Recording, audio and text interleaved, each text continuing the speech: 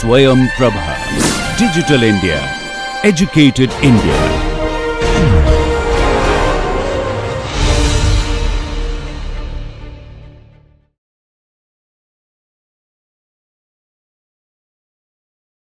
But anyway, going back to business, so this is, a little bit of the background that I think is critical to understand fracture mechanics theory and then how also links with phase field.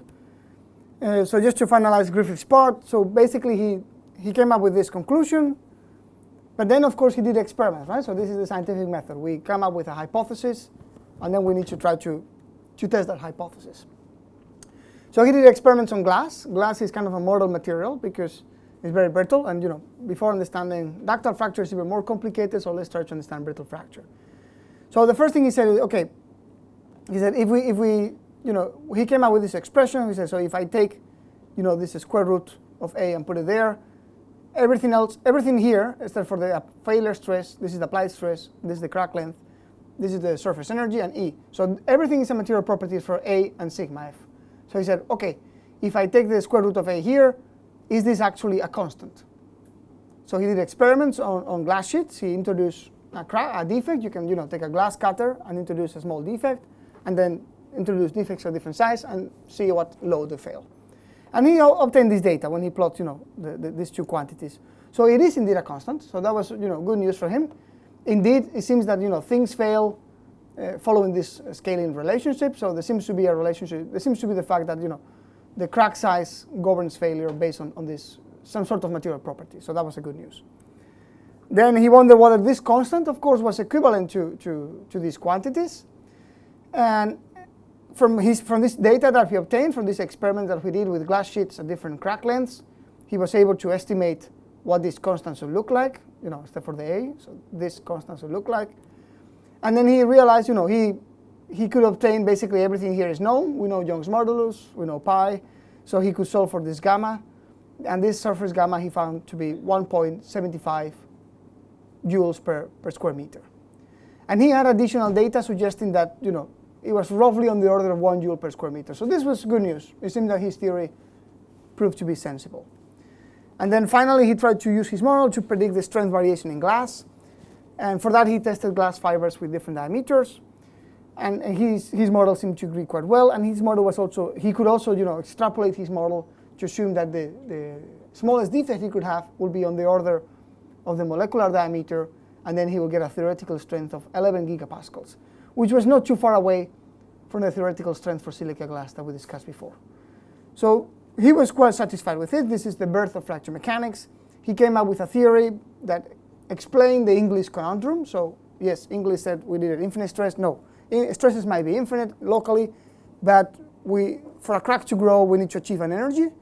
This seems to agree with experiment. There's this relationship, the square root of A of crack length, that seems to agree with experimental data.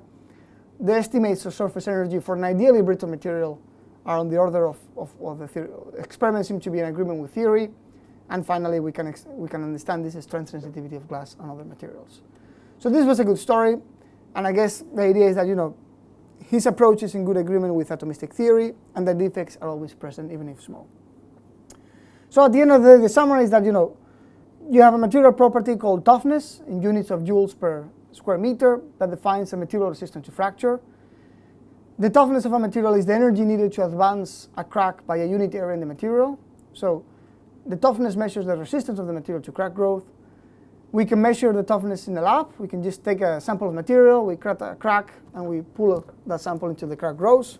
So we then convert the critical load into toughness. So for a semi-infinite plate, you can find it here.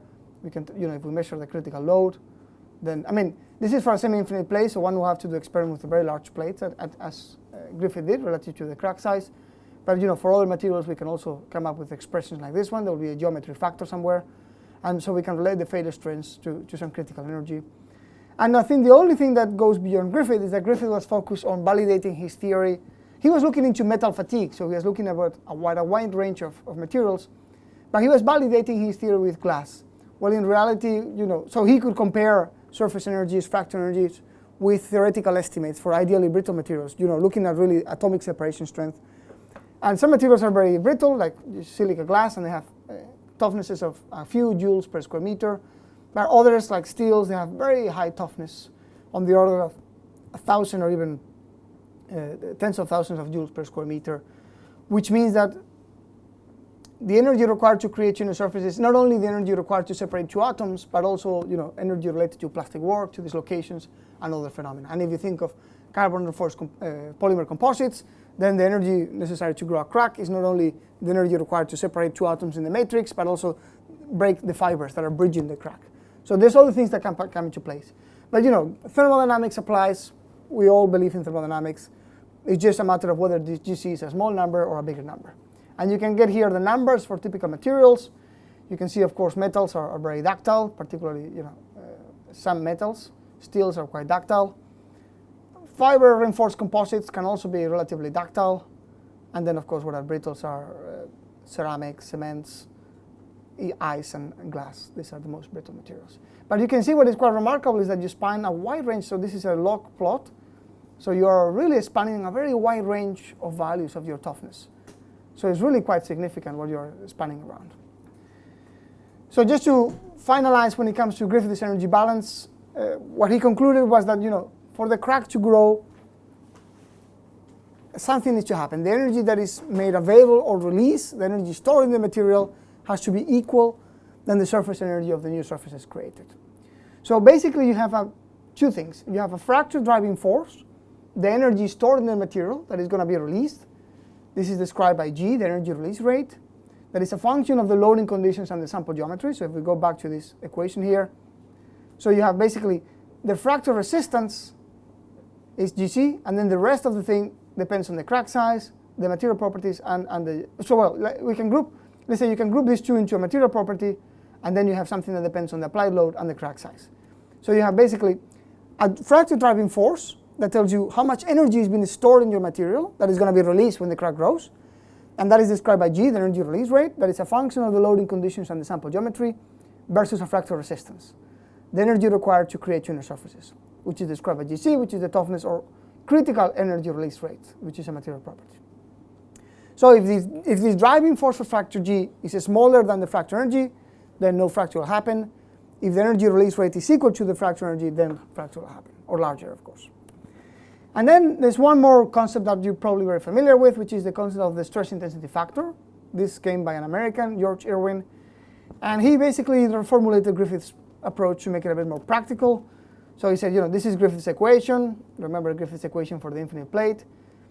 I can group terms here and define something that will be Kc fracture toughness or K stress intensity factor.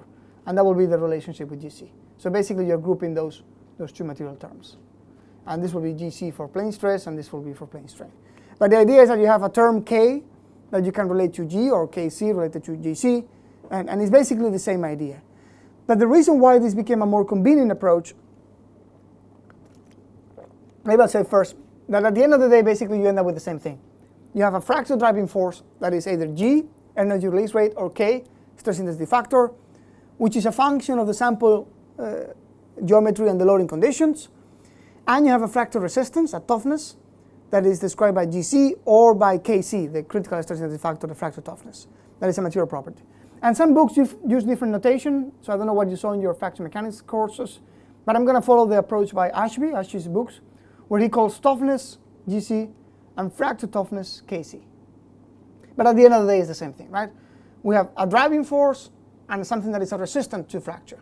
And whenever one value is equal or larger than this material property, then fracture will happen.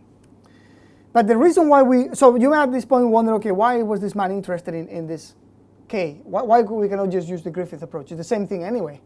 And it is true, but there's some convenience related to the use of this stress intensity factor. And this is because Westergaard showed that the stresses ahead of a crack tip scale with this stress intensity factor. So this basically, there's multiple terms. When basically you get a full expression of the stresses ahead of a crack tip.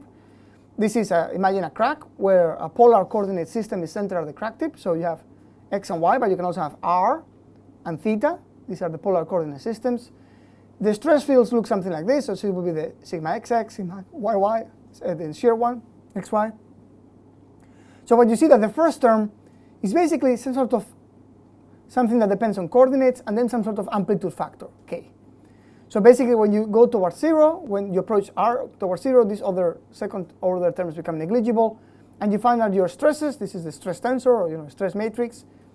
It basically depends on something that depends on theta, and this 2 pi r squared, so this relationship with r, and then the stress intensity factor, an amplitude factor.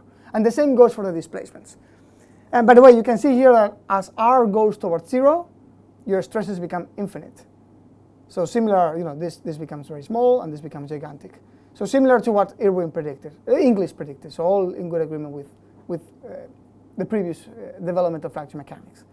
But the key point is that because this amplitude factor seems to scale stresses and strains ahead of a crack, this means that my stress state ahead of a crack is uniquely characterized by this stress intensity factor. And this is very important because this brings the principle of similitude. This means that if I have a stress field ahead of my crack in do I have a piece of paper that I can break here? Well, anyway, if I have a piece of paper with some sort of defect, well, I don't want to break this, but if I have a piece of paper with a sort of defect, my stress field here will be characterized by a K value, and that K value will be equivalent to that piece of paper being 10 times bigger or 100 times bigger. Or in other words, we can do an experiment in a lab, measure this K value, and that K value will tell me how every crack exposed to that stress behaves, even if that crack is not in that simple sample that we are testing in the lab, but in a much more complicated component like you see here. And this is critical because we need a relationship between K and the applied load. So we can do an experiment in the lab, measure the applied load, like similar to this one, right? We need an expression. Here is a relationship between K and applied load. So I can do an experiment in my lab. This is for a semi-infinite plate. In other places it will be different. I can do an experiment in my lab, determine what is the critical load at which my, let's say, small metallic component fail, take that critical load, convert it into a critical K, and then that critical K will tell me what's going to happen ahead of any other component made of that material. It could be a bridge, it could be any component, as long as we have the same K, basically. So yeah, this is the idea. This is principle of similitude that we can take.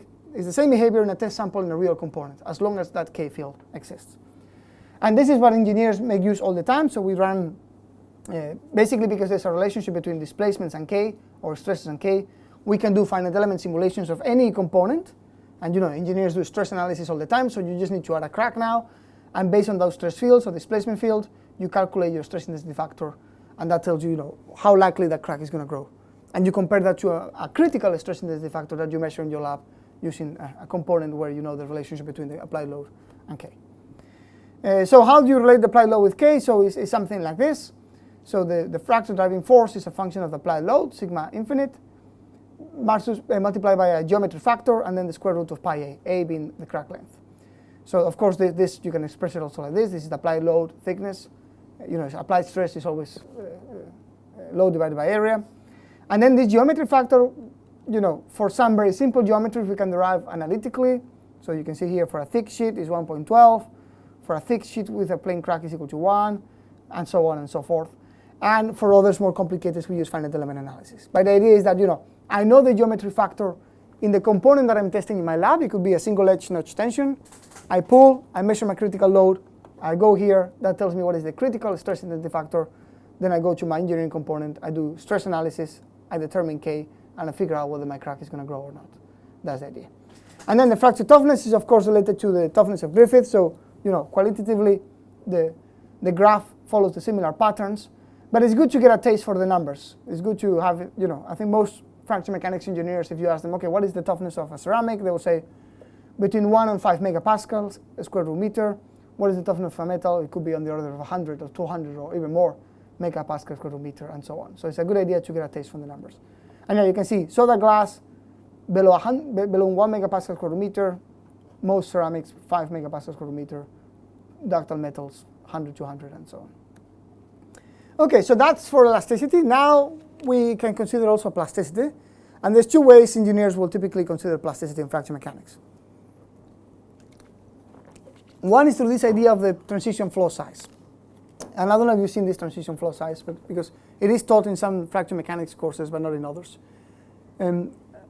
Maybe I'll show you later a picture, and then I'll ask to see how many of you have figured that out. So basically, the idea is that engineers can design based on plasticity or fracture. Right? We want to design against failure. My component can fail because it yielded completely. Sometimes people don't care about that. They can live with irreversible deformations. But frequently in many engineering applications, we don't want to live with irreversible deformation. So engineers will say, okay, if we reach this yielding load, then stop things from happening because I don't want this. I want to change my component. I don't want irreversible deformations. I want to make sure that my stresses never exceed my yield stress. So this you know very well. This is a typical uniaxial stress strain curve for a metal. You know that we have this is stress versus strain. You all know this very well, right? You take a bar, you apply a force, you measure displacement, divide the force by area, gives you stress, divide displacement by changing length over original length, gives you strain. And you have first an elastic behavior. So at the beginning you have this kind of proportional relationship between stress and strain, Hooke's law. Eventually you get your yield point, irreversible plasticity, irreversible deformations start to happen, plasticity, and then eventually you get failure. So that is one approach. This is 1D, of course. In 3D you need to come up with an effective stress, so you need to go from the stress matrix or stress tensor to a one scalar value. So you apply von Mises, for example, or Tresca, or any other yielding criteria, and then you make sure that as an engineer, your von Mises stress is never larger than the yield stress. That's one approach. The other approach is that recognize that our structural component has defects, and it's a fracture mechanics design, basically, right? You say, I not only care about the stress state, I also care about my crack size. And with my stress state and my crack size, I come up with a K, a driving force of fracture, or G, and then I compare that to a fracture property, which will be Kc or Jc, which will be a material fracture toughness that I measure in my lab. And you can combine both, and this is the idea of the transition flow size. I don't know how many of you have seen a graph like this in your fracture mechanics course. It's not taught all the time. Hands up if you have seen it before. Okay, a few people only. So this idea of the transition flow size is that if you have here I'm plotting basically applied stress versus crack size. So you can see that if you go back to Griffith or Irving, toughness, this is the relationship between K and sigma. So my failure stress will be Kc divided by square root of pi a, and maybe a geometry factor if there is. Let's assume geometry factor equal to 1. So things will fail, my applied stress will fail when Kc is when Kc divided by square root pi a equals to, when this sigma reaches this critical quantity. So basically, if I plot this, it looks something like this. You can see as I increase my crack, it's a inverse square root relationship. My graph, you can plot it later in MATLAB if you want, it looks something like this. So as I increase my crack size, my failure stress becomes very small. But of course, as we predict from fracture mechanics, if there's no crack, the stress will be infinite actually, right? So this grows quite significantly. And then the failure criterion for plasticity is just whenever my stress reaches a critical value, the yield stress, then plasticity happens. So that's independent of crack size, right? So that is basically a line, a horizontal line. And you can see that these two lines cross. Eventually you have a point where fracture mechanics is telling you that you're going to achieve failure at a higher stress than the stress at which you get the yielding stress. So this is what engineers call plastic collapse regime, and this is the fracture mechanics design regime. So you can equate these two quantities. You can say, you know the relationship between the stress intensity factor, the stress and the load, and the crack size.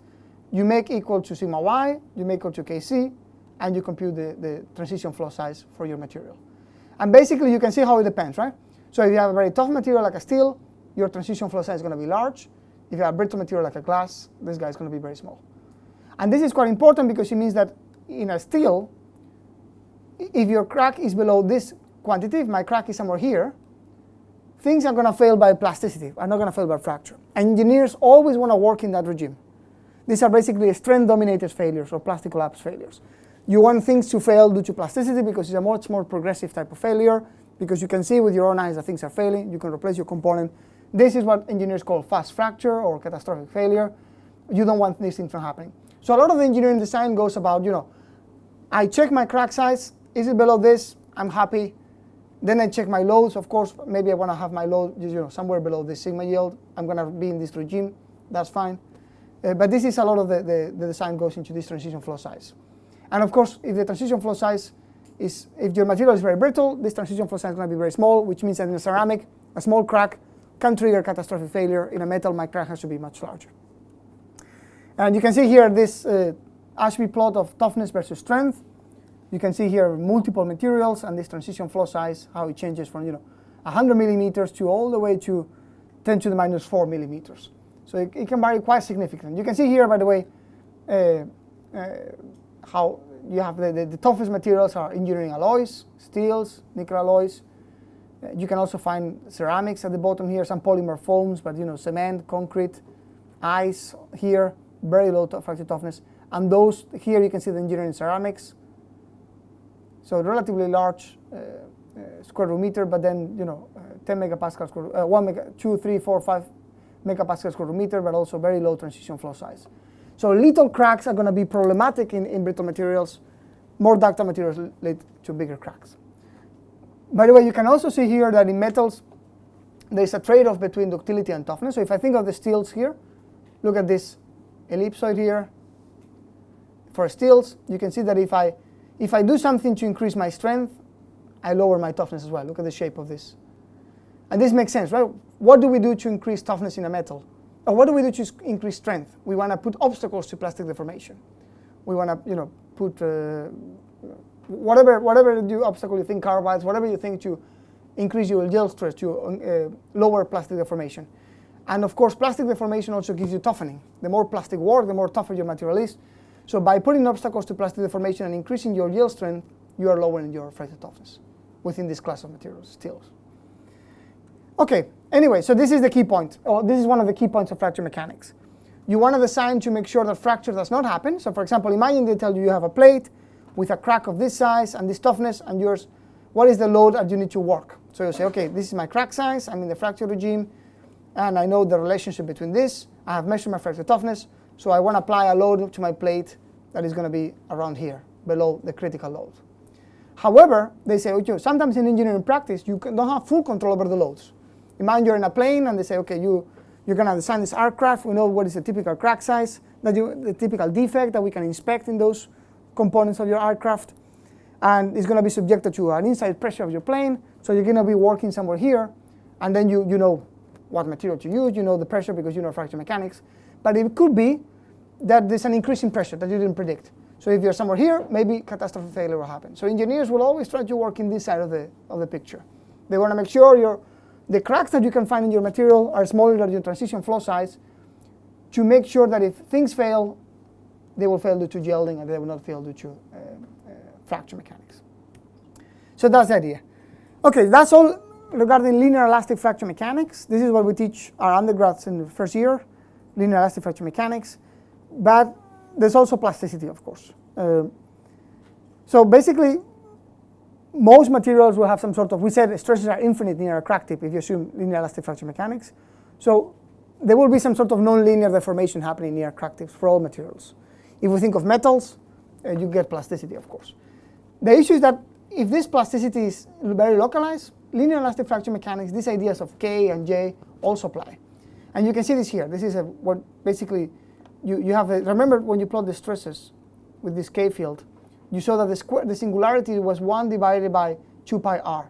So you have this square root type of singularity with r. If you look at r, it's 1 divided by the square root of r, right? So if you plot the stresses, if you plot the stresses ahead of the crack tip, you find something like this. So you find that when you have a plasticity, you have multiple regions. You have a large strain region, you have a J-dominated zone that I will explain in a minute, and then you have this K-dominated zone.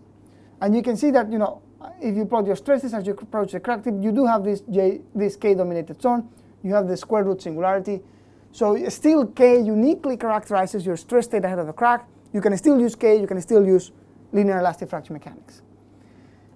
If you keep increasing your load, eventually your plastic zone starts growing, and then you have a region where J, the J integral, is valid. Some of you might have heard about this. It's kind of equivalent to G.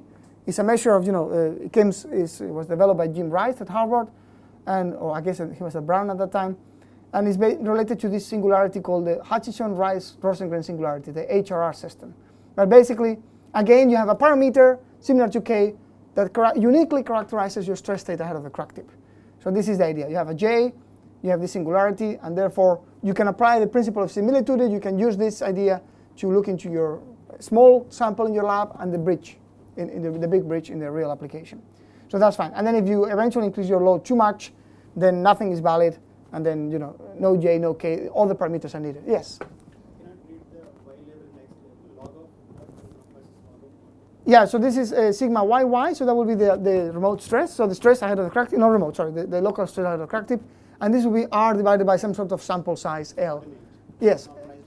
Yes, yes, it will be X ahead of. So you will see that basically if you plot this in a log, maybe show you here. This is, for example, the outcome of a finite element analysis, a DCB sample. So this is a sample with a crack like this. If you plot, you can do simple finite element analysis. You need to have a very fine mesh near your crack tip to resolve these singular stresses. But if you do that and you plot it log, you will see that if you start with a linear elastic material, initially you will get the K field, the singularity. If you plot the slope, it will be this kind of a square root. As you keep increasing your load, eventually you will only get this kind of HRR field, which depends on this is the strain hardening exponent, and then eventually you lose completely the whole thing. But you can see it if you plot, for example, just linear elastic material. You take a abacus console and you plot the stress field ahead of the crack with a very fine mesh. You will plot in a log plot the tensile stress or the opening stress versus the distance, and you will see that it follows that square root singularity.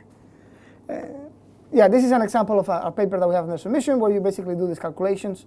This is J, the measure of the applied load. You can see that as it increases, initially you get this singularity of linear elasticity. So here K is valid, here J is valid, and eventually, nothing is valid because you have a lot of plasticity. That's the idea. The last thing I want to say, and then we'll do a break. Let me see. I have a few more things. I'll continue a bit more now. So the last thing I want to say, or one of the last things I want to say is that, okay, what do engineers do when you have plasticity then? How do we account for these K, J, and so on? Normally they use what we call failure assessment diagrams.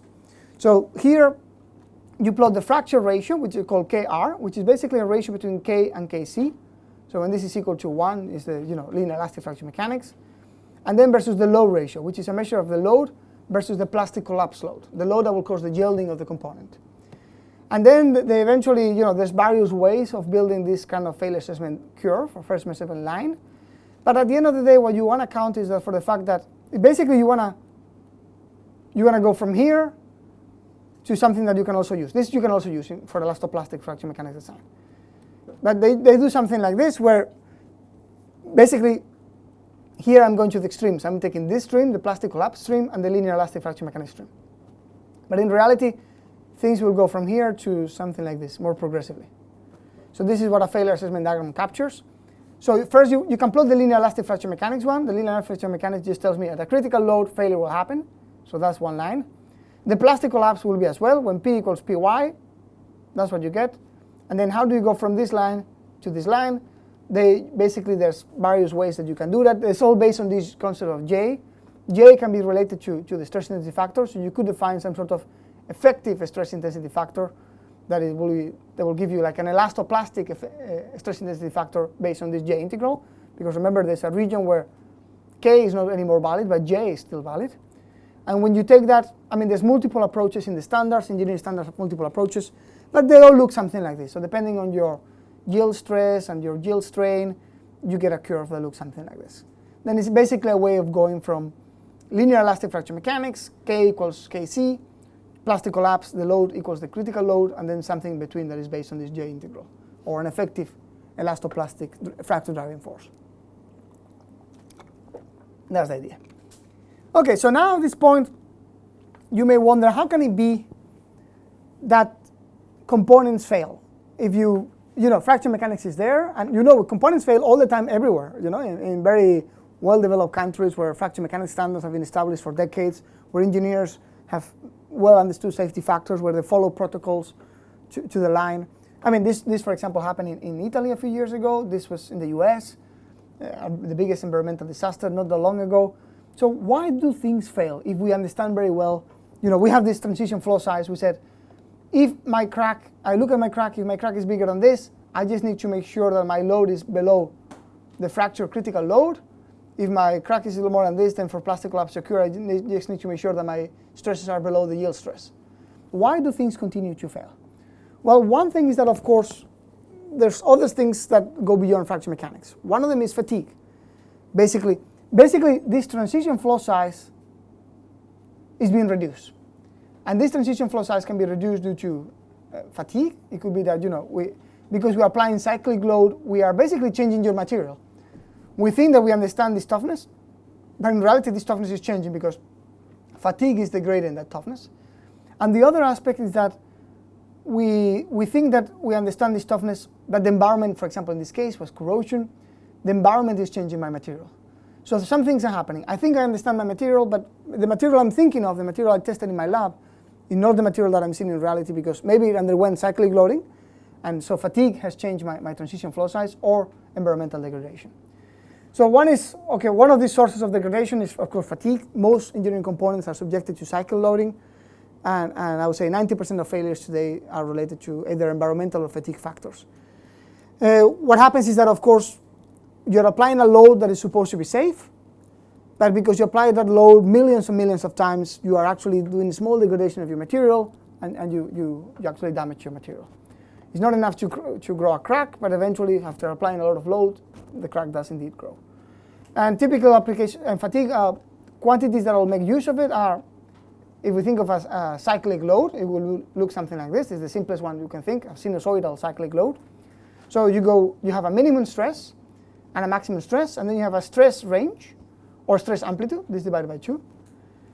So this is one cycle, right? If I go from here all the way to here, this is one full cycle. So there's such a thing as a number of cycles to failure. Here we'll have 1, 2, 3, 4, 5. Then eventually you have a critical quantity, number of cycles to failure. So you do tests under cycle loading, and eventually you reach a certain number of cycles, you see failure. Those cycles that loading cycles will be characterized by the applied stress, of course, this stress range, the mean stress, and the stress ratio, which is the minimum divided by the maximum. So these are the critical quantities that you'll see in all this fatigue analysis. And when we deal with fatigue crack growth, we deal with this cycle, the stress intensity range, and this crack growth rate. And I see that I'm exceeding a little bit the time of the coffee break, but I think I'm going to continue because I only have a few slides left, and we can start a bit later. So that's the idea. You have a minimum stress, you have a maximum stress, you have a stress amplitude, a stress range, you have a mean stress. Mean stress matters, of course. You could have the same stress range with different mean stresses, and as you can imagine, the larger your mean stress, the more damage you're accumulating there. Stress ratio also matters. And then when we talk about cracking, when we talk about fatigue crack growth, we talk about the cyclic stress intensity range, which is the same ideas as before. We had before K equals Y sigma square root pi A. Now is delta K, the stress intensity factor range or amplitude, multiplying the applied load, which is now cyclic. And then we also have a measure that we call crack growth rate, which is dA/dN. That tells me how fast my crack is growing as a number of cycles. That's the idea. So basically in fatigue, let me see, I think I have a few slides more only now, and we'll do the coffee break. So in fatigue, we basically have two approaches, or two big regimes, or three maybe. So you can see here, what we call regime 1 or A, regime 2 or B, regime 3 or C. Regime A, by the way, I'm plotting here the log, this is the stress intensity factor range, and this is the dA/dN, so this is the crack speed, the crack growth per cycle. And remember here, even if I apply a constant load, my delta K is going to change as my crack grows, because even if this guy is constant, my crack size is increasing. So normally in a fatigue crack growth experiment, your applied load will vary between the same sigma min and sigma max, but your delta K is changing because your crack is growing. So you have these regimes basically. At a very low applied, the load is always the same, but the crack is small, very small cracks. You have this regime A where you nucleate a crack. And this is the most complicated one because it's very macrostructurally dominated. So there's lots of material science in there. You need to deal with the nucleation of a crack. And that's, again, too complicated. And if you have a material that is very clean, where you have almost no defects, remember there's always defects, but they could be very, very small or almost non-existent. If you have defects that are tiny, then you spend a lot of time nucleating that crack. Most of the fatigue life, 90% of it. Then once that crack has grown into a millimeter crack, a macroscopic crack, you enter this Paris law regime, which is what we call the defect tolerance regime. There the crack grows according to this expression. And I don't know if you know the story of the Paris law, so how many of you have heard about Paris law? Okay, more than before, that's good. Yeah, but I don't know if you know the background to it. So Paris was an academic who passed away some years ago. He was based in, I think, University of Washington in St. Louis. And I think Boeing had a program where you could spend a year working in Boeing. Academics could spend a year working in Boeing for them to get exposure to industrial problems. And then when he was working in Boeing, he realized that all the fatigue data they had fitted a law that looked like this. And then he tried to publish a paper out of it, and all the journals turned him down. because they said, well, I mean, where is the physics in there? It seems like a bit out of the blue. You say all the data fits this curve, this expression. But okay, what is, so DADN is, okay, crack growth versus, number of cycles. K is a stress intensity factor, so there is some sort of fracture mechanics principles in there. But what are C and M? These seem like fitting parameters out of the blue. There's no mechanistic understanding. Even though it includes some fracture mechanics, it was thought to be a bit too empirical. So it was rejected by all journals. Eventually he published, I think, in the local journal of the university, but eventually became, of course, a very well-cited and famous paper, and Paris died being a very famous person, because the data, everything was fitted very nicely by this equation. And you will see later that, there's a meaning to it. There's a physical understanding of it. But basically you say, everything relies on two parameters, M and C. M for metals is between 2 and 4, and then C depends on the material. But this is a regime where you can fit your data, and then eventually is the final regime where your crack approaches your critical crack size that we discussed before. Then you accelerate your crack growth, and then you get an unstable fracture. That's the idea. So there's two approaches to fatigue, for example. One is what they call total life approaches. This is the industry that, now I'm going to say maybe they know a bit less about fatigue. Maybe they want to take less risks. So the industry that will just deal with crack initiation. This is a more conservative approach. They'll say, okay, I'll do some testing. I'll figure out I'll do some SN curves, basically, uniaxial cyclic load. I'll see when things fail, and I will worry only about regime A. Because when you measure with this uniaxial tension, it's mostly regime A. It's not a fracture test. So then I will just worry about total life. So I'll say, the moment I nucleate a crack, I'm going to replace my component, and that's the end of it. This is the total life approach. The other approach is the one used by, for example, the aviation industry, the defect-tolerant approach. It requires understanding fracture mechanics.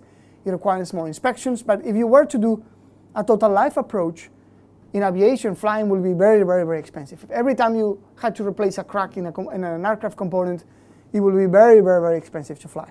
So what they do is they say, okay, I know I have a crack, but I know what speed my crack is going to grow because I did a test and I know my C and my M for my material. So I'm just going to do inspections and check how fast my crack is growing to make sure that I never get to this point. So somewhere here, I basically replace my component, but I don't replace it here because otherwise it will be too expensive. So this is the more sophisticated industries. This is what we call defect-tolerant approaches. So it's more based on fracture mechanics. You do inspections. You determine how many cycles it's going to take for that crack of a given inspected size to reach a critical quantity, and then you replace your component before failure happens. And then, of course, in between, you do various inspections to make sure that you're not deviating from what you thought. So let's look first at the first approach, these total life approaches. How do we normally come up with these total life approaches? Well, very simple. We do uniaxial tension tests. So this is what we call the SN curve. Many of you will be familiar with this. You have a bar. You load it on the cyclic loading at a given stress amplitude or range. And when it fails, you get a point. You count the number of cycles it took to fail, you get a point. Now you do another experiment with same bar, same material, but you apply a different stress range, you get another point. Again, and again. You're just basically changing the load and measuring the number of cycles to failure. Eventually you get enough points that you can draw a line, and this is your SN curve. You can use this curve to design. And SN curves look a little bit like this. This is stress amplitude again versus cycles to failure. This is for a given steel, for an aluminum alloy. And you can see a few things here. First, we're dealing with uncracked smooth samples. This is not a fracture test by any means. So mostly we deal with crack initiation. We try to use samples that are as smooth as possible. So mostly we spend most of the time nucleating a crack. There's a lot of scatter in the data. Remember, similar to what we discussed at the beginning, the strength is very defect sensitive. The same goes for this kind of SN curves. You can see here, this is real data. This is a log plot. You span almost 1-2 orders of magnitude for samples that should be identical. All these crosses should be in the same spot. They're samples of the same material subjected to the same load. They should all be in the same spot, and they're not. So there's a lot of scatter because they're very even though we think all are the same, they have different defect sizes to start with, and it's very microstructurally dominated. So there's a lot of scatter in the data, and of course results depend on the R ratio, environmental conditions. And then the other thing you need to take into account is that you may have or not a fatigue threshold. So whenever you see in an SN curve this arrow, this means that the sample did not fail. They don't want to be doing a test for years, so eventually how long a test takes, of course, depends on the frequency that you load, but eventually no matter what frequency you apply, it's going to take a long time.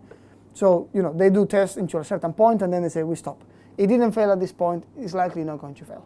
So some materials do show that, they experience what we call a threshold or an endurance limit. Other materials like aluminum alloys do not. And a lot of people use that to design, right? So they say, okay, this steel is going to have an endurance limit of this load, so I'm just going to remain below this load, and then I'll be safe. And then one has to, of course, be careful as well. This is uniaxial, 1D. In reality, stress components have a stress razor, so you have to do a finite element analysis. You get your stress, and then you even though your applied load might be here, your stress razor might take you here, so you go and test what is the effect of stress razor.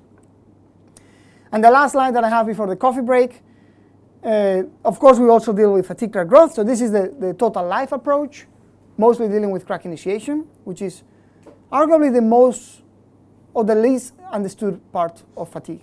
It's very macrostructure dominated, more complicated, more maybe scientifically exciting, so to say. The fatigue crack growth part we know more or less. This still remains a bit empirical, but Paris law does describe the data quite well. You can see some examples here. So basically the idea is that you calculate your stress intensity factor range. You know this relationship based on Paris law. You know your M and your A from test data. You can get it from here. And therefore you just need to integrate that expression and calculate the number of cycles into your crack, which is this critical crack size where cracking will be unstable. So you know fatigue crack growth is a stable process. Your crack is growing slowly. You take a snapshot. You see my crack is this size. My applied load is this. That will give me K. I know my variation in K. Then I know how quick my crack is going to grow if I have experimental data for that material, a fatigue crack growth test, and then I just measure how the crack grows. Okay, that's all for the first part. Any questions so far? Yes? The Paris law is really interesting. So in the engineering structures, how do they know which stage of the crack in there? Did I include? Sorry, I didn't include any appendix slides, but I have some examples that we normally use for our students to put it into practice. I didn't have time to do examples with Paris law, and I suspect that some of you have seen that before, so I didn't want to. But yeah, this is a good question. So, for example, in aviation, they will tell you how they work. For example, in aviation, they will say, imagine you have a crack in the wing, and say, okay, we saw this. We have an inspection regime, so from time to time we inspect our wings. Every time, let's say every 5 flights, we go and check your wing, and we identify a crack size. And these inspection techniques, they'll have a resolution. They cannot see very tiny cracks. They can see cracks. Normally they use these non-destructive evaluation techniques. They will see cracks of typically 1 millimeter or so, or larger. So they will do an inspection regime, and they'll say, okay, we have a crack of 1 millimeter. We figure out that we have a crack of 1 millimeter. And even if they don't see anything, because their non-destructive technique cannot see below 1 millimeter, they will always assume a crack already exists and it's 1 millimeter. Because if you had a crack of 0.99999 millimeter, the thing will not see it and the crack will be there. So they say, we start with a crack of 1 millimeter. So you go here, you can integrate this. So dN goes here, dA is here, you integrate, and you integrate a crack over 1 millimeter to whatever is the critical crack size. The critical crack size will be given by static fracture mechanics. So here, from your toughness of the material, you know that whenever you reach, or maybe even simpler, right? Here, if I know my toughness and I know let's say that aircraft wing we know is going to be exposed to a pressure of, maybe if we think of an aircraft component in the inside of the plane, basically every time you fly, you increase the pressure, you down the pressure. So it's a pressure of whatever, 400 megapascals, whatever it is. Then you can solve for your critical crack size depending on the toughness of your material. You know the toughness, you did an experiment. So let's say that your critical crack size of this metal, an aluminum component that you use might be 6 millimeters. Okay, so you have 1 millimeter to start with, and when it reaches 6, it will crack. Normally they won't wait until it's 6. They will do 5, or they'll put some sort of safety factor. So then they will do some fatigue crack growth experiment, like this one. This is in the lab. That will give them, they will feed the data, and that will give them the A and the M. So then you integrate. You bring dN to the right side. You bring d8 here. So you integrate from A going from 1 millimeter, the crack that you already have, to 5 millimeters, the one that will tell you, okay, you need to replace the component when you reach 5 millimeters. And then on the right side, you integrate over this. So this is a quantity, it could be a 4, this could be whatever other number it is. Delta K, this is delta K, this is the load. You said the pressure was going between 0 and 400 every time you did a cycle. This is the Y and the crack size. The crack size will have to go here. And then you integrate between number of cycles, which could be from 0, the starting point, to N, which is the number, what you're interested in, basically. So you want to know after how many cycles will it take my crack to go from 1 to 5 millimeters. So yeah, the A, the square root goes here, the A goes this way. You put everything related to A on one side, number of cycles. You have everything. The only thing that you're missing in this integral is this number of cycles at which your crack becomes 5 millimeters. So you basically solve that integral, and then basically you put in the numbers, and you end up with saying, after 3,400 cycles, you get a crack size of 5 millimeters. So they will say, we get 2 cycles of load every time we fly, because it's one to go up and then down. So that will mean after 2,000 flights, let's go and check my crack, how it is. And we expect that we will have to change it every 2,000 flights. And maybe they don't inspect every 2,000, they inspect every 500, just to make sure that things are fitting the way, and then they'll replace the component. That's more or less how it works. Yeah. You know your crack speed because you did an experiment. You know the initial crack size because you have some techniques that do inspections, and you just show that your crack is growing at that speed. And then you know your critical size from fracture mechanics you replace before you reach that critical size. Okay? Any other questions? If not, I suggest we do a break. So roughly half an hour. So let's say 11:15, we are back here. Perfect.